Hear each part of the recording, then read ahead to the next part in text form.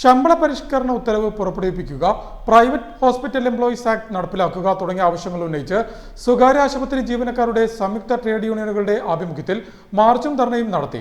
ജില്ലാ ലേബർ ഓഫീസിന് മുന്നിൽ സംഘടിപ്പിച്ച ധർണ CITU ആലപ്പുഴ ജില്ലാ ജനറൽ സെക്രട്ടറി P. ഗാനകുമാർ ഉദ്ഘാടനം ചെയ്തു.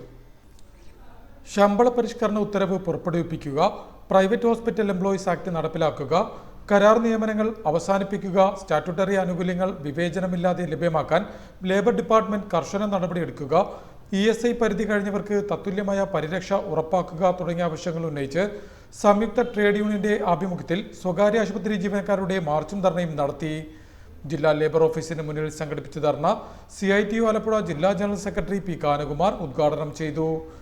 കാലത്തിന്റെ മാറ്റത്തിനനുസരിച്ച് അതോടൊപ്പം തന്നെ കാലോചിതമായി തന്നെ ശമ്പള പരിഷ്കരണം നടപ്പാക്കണമെന്ന് എല്ലാ മേഖലയിലും രാജ്യത്തെ ട്രേഡ് യൂണിയൻ പ്രസ്ഥാനം അതിശക്തമായി ഭരിക്കുന്ന പാർട്ടികളുടെ കൊടിയുടെ നിറം നോക്കാതെ തന്നെ ശരിയായ നിലപാട് സ്വീകരിച്ചുകൊണ്ടാണ് മുന്നോട്ട്.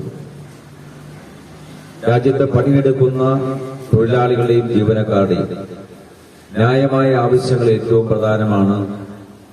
ജീവിത പ്രയാസം വർദ്ധിച്ചു വരുന്ന കാലഘട്ടത്തിൽ, ജീവിത ചെലവ് വർദ്ധിച്ചു വരുന്ന കാലഘട്ടത്തിൽ ഏത് മേഖലയിൽ ജോലി ചെയ്യുന്നവരായാലും മിനിമം വേതനം കൃത്യമായി നടപ്പാക്കുക എന്നുള്ളത് പ്രധാനപ്പെട്ട ഉത്തരവാദിത്വം.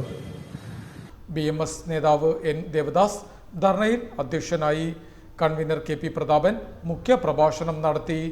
Joint convener Nisha Susan Daniel, KNU പ്രതിനിധി MG ഷിനി, BMS പ്രതിനിധി K. സദാശിവൻ പിള്ള, CITU പ്രതിനിധികളായ അഡ്വക്കേറ്റ് അമൃതകുമാർ, KJ പ്രവീൺ കുമാർ എന്നിവർ സംസാരിച്ചു.